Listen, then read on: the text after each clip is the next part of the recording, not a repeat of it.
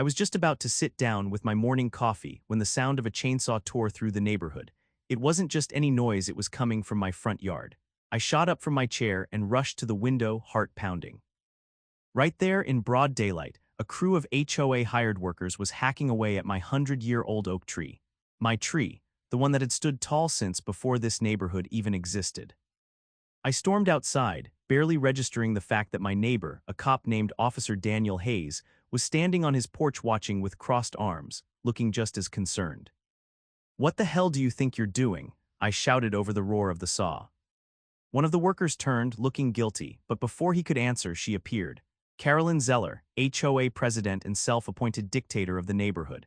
She was dressed in her usual beige cardigan, clipboard in hand, lips pursed like she had just sucked on a lemon. "Good morning, Jonah," she said in that sickly sweet voice. "We sent multiple notices about this tree being a liability. It had to come down."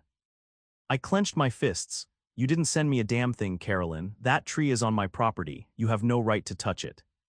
She gave an exaggerated sigh.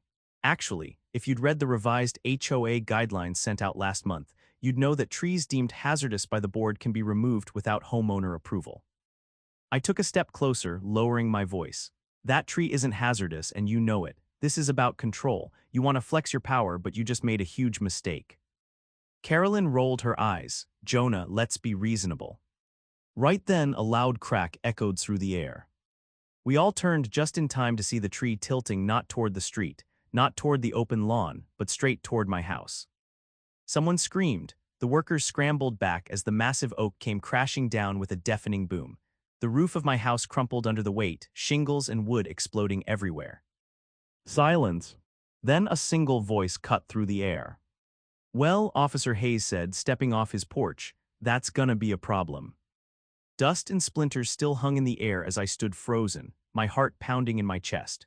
The house I had spent years maintaining, the one that held every memory of my late father, was now crushed beneath the weight of a tree that had no business being cut down in the first place. Carolyn's face drained of color as she gawked at the damage. The workers, wide-eyed and panicked, took a few cautious steps back, likely realizing they wanted no part in what was about to unfold. Officer Hayes strolled over, his boots crunching against the debris-strewn lawn. He glanced at me, then at Carolyn, before letting out a low whistle.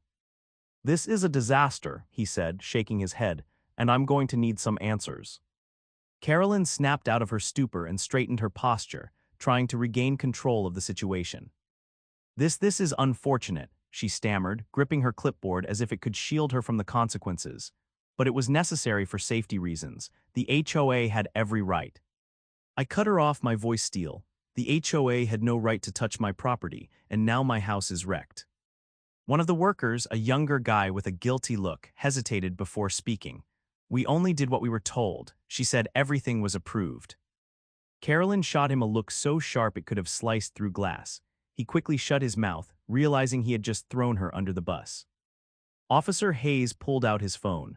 "I'm going to need to call this in. This isn't just an accident, it's destruction of private property." Carolyn's expression flickered between panic and outrage. "That's unnecessary. This is an HOA matter, not a legal one." I took a step closer. "My house is crushed. You think I'm going to let this slide?" She opened her mouth to argue, but before she could, Officer Hayes turned away and made the call. The workers, sensing the impending storm, started packing up their equipment, eager to escape the mess they had helped create. Carolyn turned to me, lowering her voice. "Jonah, there's no need to escalate this. We can work something out. The HOA has funds, we could assist with some of the repairs." I narrowed my eyes. "You mean hush money? No chance. You're going to be held accountable for this." Her lips pressed into a thin line, frustration evident. "If you go down this road, it won't end the way you want it to." I let out a humorless laugh. "Oh, I know exactly how this is going to end, and you're not going to like it." Minutes later, a patrol car pulled up, and two uniformed officers stepped out. Hayes gave them a brief rundown while I stood by, arms crossed. One of the officers approached Carolyn. "We're going to need to see any documentation you have regarding the authorization for this removal." Carolyn hesitated just a fraction too long before flipping through her clipboard. "Of course, everything is in order." She handed over a stack of papers, but I could tell from the officer's frown that something wasn't right. He flipped through them, then looked up. "This isn't a permit. It's just a notice from the HOA claiming the tree was a hazard. There's no city approval, no inspection report. Carolyn's jaw tightened. The HOA has jurisdiction over these matters. The officer shook his head. Not when it comes to private property and structural damage. You needed proper clearance, which you don't have. Hayes crossed his arms. Sounds like destruction of property to me. Carolyn's face turned a shade paler. This is a misunderstanding. I gestured toward the wreckage of my house. Does this look like a misunderstanding? The other officer spoke up. We're going to need to file a report, and you, he pointed at Carolyn, might want to call a lawyer. Her composure was slipping, and for the first time, true fear crept into her eyes. That won't be necessary. The HOA will handle this internally. I scoffed, not a chance. You're not sweeping this under the rug. The officers continued their investigation, taking statements from me, Hayes, and even one of the workers who admitted they had concerns about the removal but were told to proceed. Carolyn stood off to the side, furiously texting on her phone, likely trying to salvage whatever power she had left. But it was too late. She had made a critical mistake, and now she was going to pay for it. The officers continued their investigation as the afternoon sun cast long shadows over the wreckage of my house. Carolyn stood a few feet away, furiously tapping on her phone, likely trying to rally the rest of the HOA board to her defense. The workers who had cut down the tree had all but vanished, eager to distance themselves from the unfolding disaster. Officer Hayes stayed close, keeping a watchful eye on everything. The first responding officer had already confirmed that the HOA had no legal authority to remove the tree without my consent, but now they were digging deeper, asking for any records Carolyn had to justify the action. She wasn't handling it well. The guidelines clearly state that hazardous trees can be removed by the HOA, Carolyn snapped, flipping through her clipboard. The officer shook his head. The guidelines don't override city law. You needed an inspection and a permit for this. You have neither. Carolyn's fingers tightened around the clipboard. This is a misunderstanding. The HOA was acting in the best interest of the community. I stepped forward, exhaling sharply. Best interest? My house is crushed. That tree was healthy and you knew it. This wasn't about safety, it was about control. The officer nodded. And now it's a legal matter. You can try to justify it all you want, but the fact remains that an unauthorized action led to property destruction. That's a serious offense. Carolyn's eyes darted around, searching for an escape, but there wasn't one. She had overstepped, and now she was backed into a corner with no way out. A dark-colored SUV pulled up, and a man in a suit stepped out, adjusting his tie as he surveyed the scene. Carolyn's shoulders stiffened. I didn't need an introduction to know exactly who he was, her lawyer. He approached with an air of forced calm. Ms. Zeller, he said, nodding toward her before turning to the officers. I'd like to discuss this situation before any further action is taken. The lead officer didn't look impressed. We're in the middle of an investigation. If you have anything relevant to add, now's the time. The lawyer straightened his tie. The HOA acted under the assumption that the tree was a liability. While the outcome is unfortunate, we believe this is a civil matter, not a criminal one. I folded my arms. You believe wrong. My house is destroyed because of an unauthorized action. That's not just a civil dispute, it's destruction of property. Officer Hayes crossed his arms, nodding. I'd say that's a fair assessment. The lawyer's expression remained neutral, but I could see the gears turning in his head. He knew this wasn't going to be an easy fix. Carolyn took a step forward, regaining some of her composure. Jonah, let's be reasonable. The HOA is willing to work with you to resolve this. I narrowed my eyes. You mean you want me to drop this before it gets worse for you? Her silence was answer enough. The lead officer spoke again. We're going to need to take this further. There's clear negligence here, and the homeowner has every right to press charges. Carolyn's lawyer cleared his throat. Before we go down that road, perhaps we can come to an agreement. I clenched my jaw. You mean a payout? His silence confirmed it. I shook my head. Not happening. You don't get to buy your way out of this. You destroyed my home, and I'm making sure you answer for it. Carolyn's mask of control cracked. Jonah, there's no need to escalate this. I met her gaze, unyielding. You escalated it the moment you sent those workers onto my property. The lawyer sighed, clearly realizing Carolyn had handled this all wrong. We'll be in touch. The officers finished taking their statements, but I knew this wasn't over. Carolyn was going to fight this, but she had already lost more ground than she realized. And I was just getting started. The wreckage of my house looked even worse as the sun dipped lower in the sky. Shards of wood, shattered glass, and broken shingles littered the yard. The massive oak sprawled across my roof, an unmovable testament to the HOA's reckless overreach. The damage was undeniable, and the weight of it settled in my chest like a stone. Carolyn stood with her arms crossed, her lawyer murmuring to her in hushed tones.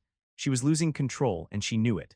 The officers had all the evidence they needed to escalate this beyond an internal HOA dispute, but I wasn't about to wait for the system to sort things out. Officer Hayes walked up beside me, his gaze sweeping over the destruction. "You sure you don't want to take their offer, Jonah?" I turned to him, my jaw set. If I let them buy their way out of this, they'll do it again, maybe not to me but to someone else. He nodded, his expression serious. "Figured you'd say that, just wanted to make sure you knew what you were in for." "I know exactly what I'm in for," I said, "and I'm ready." I pulled out my phone and scrolled through my contacts until I found the number I was looking for. My lawyer, a no-nonsense guy named Richard Calloway, answered on the second ring. "Jonah," he said, his voice sharp and direct, "tell me what's going on." I explained the situation in precise detail, making sure to include every crucial fact. The unauthorized tree removal, the lack of permits, the destruction of my home. He listened without interrupting, and by the time I was done, I could hear the controlled anger in his voice. "This is blatant property damage," Richard said. "They had no legal grounds to touch that tree. We're going after them for every cent." I figured, what's our next move? You need to document everything. Every piece of damage, every scrap of evidence. Get estimates on repairs, take photos from every angle, and gather witness statements. If there's security camera footage, I want it. "I'll take care of it," I said. "And Jonah," he added, his tone firm, "do not let them pressure you. They're going to try and talk their way out of this. Don't give them an inch." I wasn't planning on it. I hung up and looked over at Hayes. "I need to document everything before they try to clean this up." He nodded. "I'll help. I've got a body cam in my truck we can use to record everything." We spent the next hour gathering evidence. I took dozens of photos from every possible angle, capturing the extent of the damage.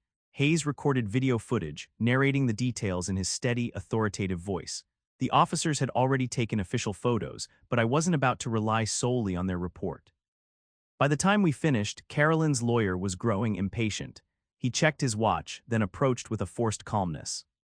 "Mr. Carter," he said, addressing me formally, "I understand you're upset, but dragging this into court won't benefit anyone. The HOA is willing to cover the costs of the repairs if you agree to settle this quietly." I leveled a stare at him.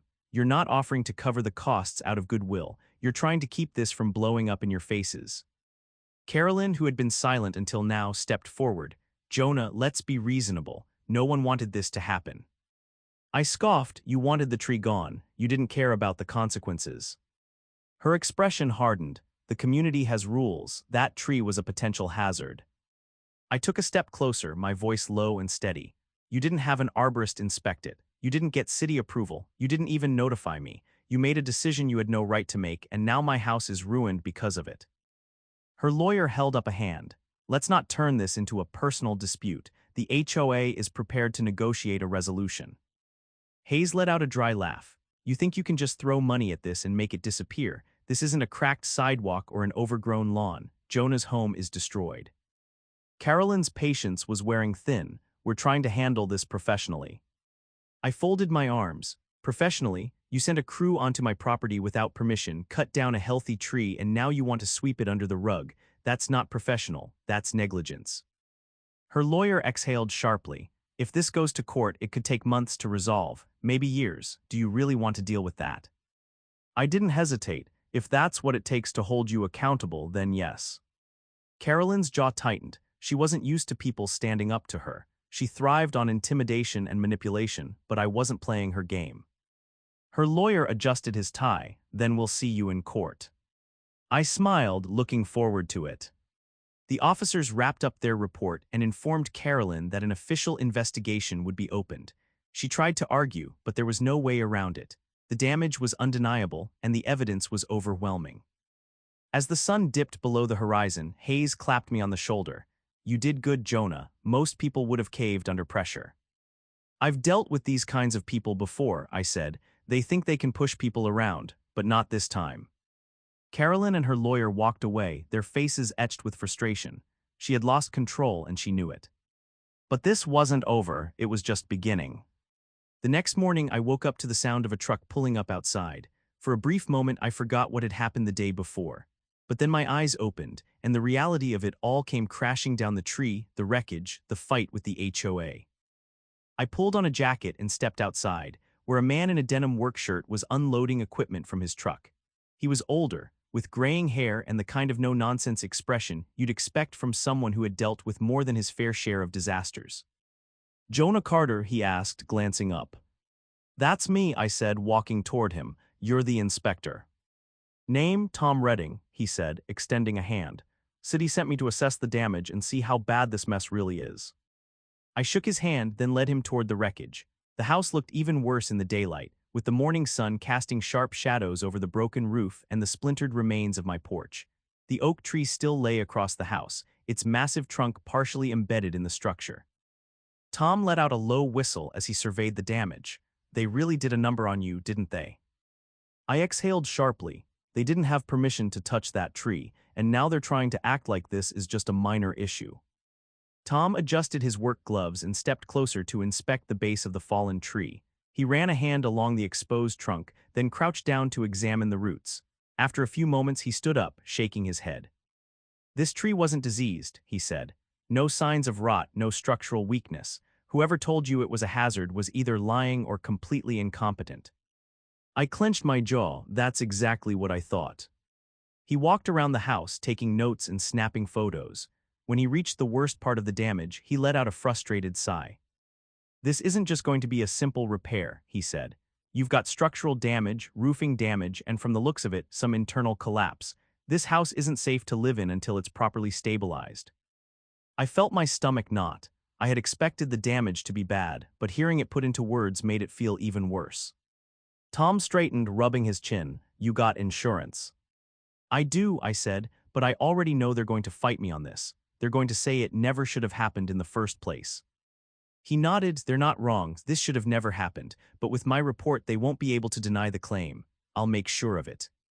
I nodded in appreciation. "I need everything documented. I'm taking the HOA to court over this." Tom gave me a knowing look. "Good. People like that think they can do whatever they want without consequences." He continued his inspection while I grabbed my phone and started making calls. First to my insurance company, then to my lawyer, Richard Calloway. He picked up after the first ring. "Morning, Jonah," Richard said. "How bad is it?" "Worse than I thought," I said. "Inspector says the house isn't safe to live in. Structural damage, internal collapse, the works." Richard let out a slow breath. "That's exactly what we need to make our case even stronger. Did the inspector say anything about the tree being a hazard?" "He said it was, no signs of disease or weakness. HOA had no right to cut it down." There was a pause, then Richard said, "Good. That means we can prove negligence, possibly even reckless endangerment. I'll start drafting the lawsuit." I glanced over at Tom, who was now measuring the extent of the roof collapse. "Make sure to include every possible charge, Richard. I don't want them getting out of this easy." Richard chuckled. "Oh, don't worry. By the time I'm done, they'll be begging to settle." I hung up and turned back to Tom, who had finished his inspection. He handed me a folder of notes and a printed preliminary report. "This should give you enough to start with," Tom said. "I'll file the official report with the city, but this copy is for you." I took the folder and shook his hand. "Thanks, Tom, I appreciate it." He gave me a firm nod. "Don't let those HOA vultures push you around." As he packed up his gear and drove off, I turned my attention back toward my house. The weight of what was ahead settled over me, but I wasn't backing down. Then, as if on cue, a familiar voice rang out from across the street. "Jonah, we need to talk." I turned to see Carolyn Zeller standing at the edge of my property, arms folded, looking far less composed than usual. I exhaled slowly, bracing myself. "Unless you're here to admit wrongdoing, I don't think we have much to discuss." She pursed her lips. "This is getting out of hand. We don't need to turn this into a legal battle." I took a step closer, meeting her gaze. "You destroyed my home, Carolyn. You didn't care about keeping things civil when you sent that crew to cut down my tree." She sighed, pinching the bridge of her nose. "The HOA is willing to offer a compromise." I crossed my arms. Let me guess you'll cover some of the damage as long as I sign an NDA and drop the lawsuit. Her expression tightened, something like that. I shook my head, not happening. She scowled, Jonah, if you take this to court, it could drag on for years. I let out a humorless laugh. I don't care how long it takes, you're going to be held accountable. Her jaw tightened, you're making a mistake. I leaned in slightly. No, Carolyn, you made the mistake, and now you're going to pay for it. She turned on her heel and stalked away, her frustration evident. I watched her go, then looked back at the ruins of my house. This wasn't over, not even close.